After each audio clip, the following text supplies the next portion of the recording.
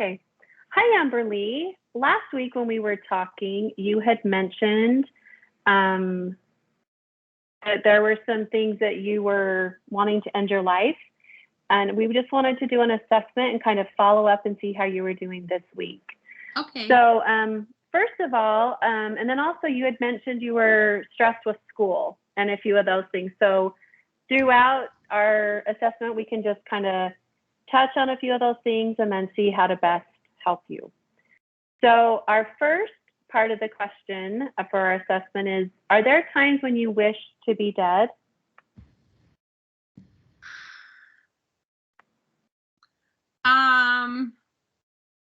Maybe. I don't know. Sometimes I just maybe just want to go to sleep and not wake up. Okay. It's just so stressful. Like this week was just really hard. Right. And then we'll try to find some ways to help you through some of those stressful things. And then do you have some suicidal thoughts that you've thought about killing yourself? Well, I think sometimes I just don't know if, I don't know, people would really miss me. Yeah. And have you had thoughts about killing yourself?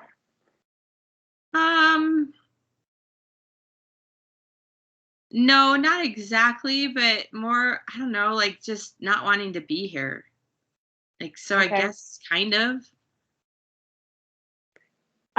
So currently at this time, you don't have those thoughts to end your life?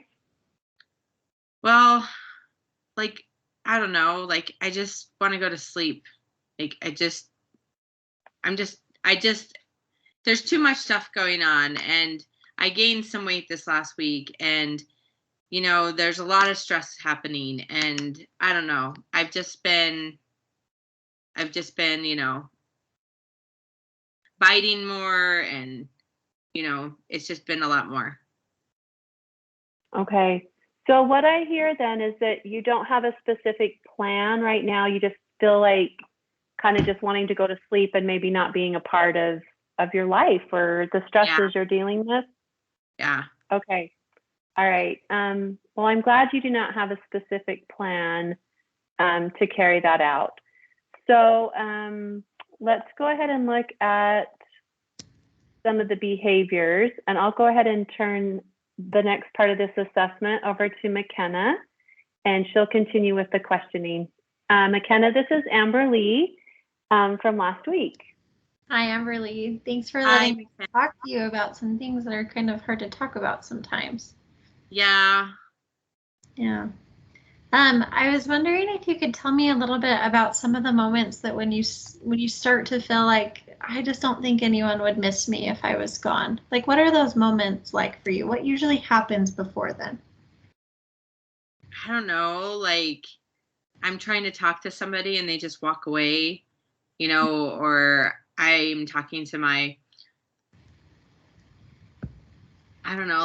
mom or something, and it's they don't even hear me. It's I know they hear me, but I don't feel like anyone's hearing me.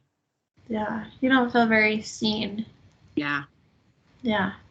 How many times a week would you say that you have these types of experiences that are then followed up with, man, I just don't really want to be here anymore?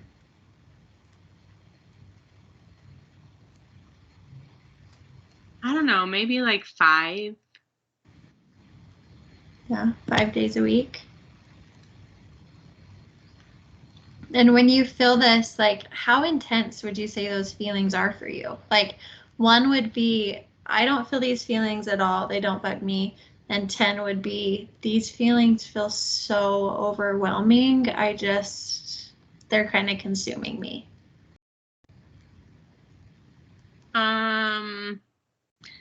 I think it just depends. Sometimes maybe a 2, but sometimes maybe a 4. Okay. Have there been any moments in your life where those emotions have escalated to you maybe wanting to act on not being here anymore? Yeah, I took some stuff at home, just some pills and stuff, but it didn't do anything. Okay. When was that? About a month ago. What did you take? Just like ibuprofen, I think it was. I don't know. My parents don't have a lot of stuff around, but it's supposed to help with pain. Yeah. And you were probably feeling a lot of pain. Yeah. Yeah. Do you remember how many you took? No, like a handful though. Okay. You said that they didn't do anything. Did someone come and intervene, or did you just go to bed? Nobody knew. Nothing happened. Okay. No, nobody knew. What type of thoughts were you having when you took those pills? I just wanted to disappear, I guess. Okay. Yeah. Since then, have you done anything or started to do anything to end your life? No. I've been, scratching and kind of, cutting a little bit more, but no. Okay. When you've been scratching or cutting, have you needed any sort of doctor intervention? Like, have you gone to the hospital or needed stitches or anything? No. Okay. Okay, good. We just really want to make sure that we can keep you safe. We care about you a lot, and we know that sometimes these feelings can feel really big, and so we're grateful that you're willing to be honest with us and talk about what you're going through, because we want to help you. Okay, so thanks for being so honest, Amberly. Nancy, do you have any other questions for her? I do not at this time. I did notice that when we were talking about the behaviors or the suicidal ideation, I didn't really ask you the severity or how often you were thinking about those things. So that was my bad. But we can go ahead and, I guess, transition into debriefing. Okay, awesome. Amberly, how did it feel to be asked these questions? Well, from a client standpoint, probably, I think it would really depend on the rapport I had with the person, but like first person coming in, very evasive, of course, so I think that really being gentle is definitely is something to be mindful of. Invasive was actually the word that came into my head too. Like, it's just so personal, and at the same time we have to be really blunt. And so I think that's why it's really important, I think, to follow up like with a lot of care, because we can't afford to skirt around the conversation. Yeah. And it's very personal. So because there's a screener we use in the hospital for postpartum depression moms, and it's really just making sure there's a safety also if they want to hurt their baby. And sometimes when you're asking that question, even if they answer hardly ever, it warrants a consult from social work. And so it's really taken seriously. And then I think moms just need to really realize with a new baby, if you are thinking of hurting yourself or baby, here's some things you can do. Like, you can go to the hospital or to the police department, and, because it can get overwhelming for that situation for moms. Yeah.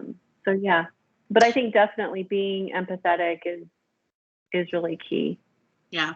Well, and I would probably say too, that I'd probably be mindful of the effect it has across the whole family too. Like if it's higher, because it could be something that's, genetic, with a depression or something.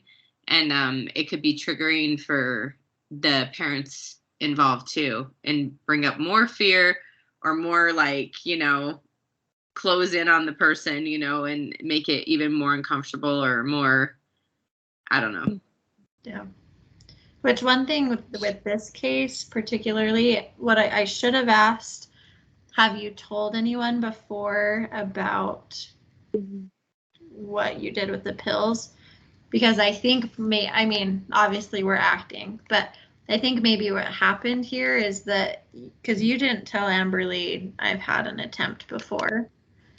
You say it's just thoughts. I would never act on it. I never have acted on it. And so I don't know if you even really recognized as your cute teenage self that it was a suicide attempt, because you just did it and went to bed, and that could have potentially been really scary.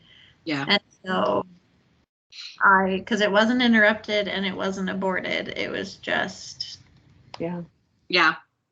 So I would have a big safety planning conversation with client and with family. Yeah. So. And because that could have been like testing, kind of like, okay, next time, because like you asked how many pills did you take? Mm-hmm. So then next time knowing, 5 didn't do anything. So that definitely was, and I think you followed up nicely with that, McKenna, because you asked, did you tell anybody about it? Yeah, I was going to say you did ask that question. Yeah. I believe you did. Yeah. So I think you handled it really great. Because I said, nobody knew about it. Yeah. That's so asking. Amberly. Yay. Yeah, that's really good. Okay. And there was just an article from the U of U did a study about there being a gene linked to suicide. Wow. So I definitely think there's a lot more for us to learn. Cool. Yeah. So we're about at 12 minutes, so I think. Okay, thanks guys. Okay.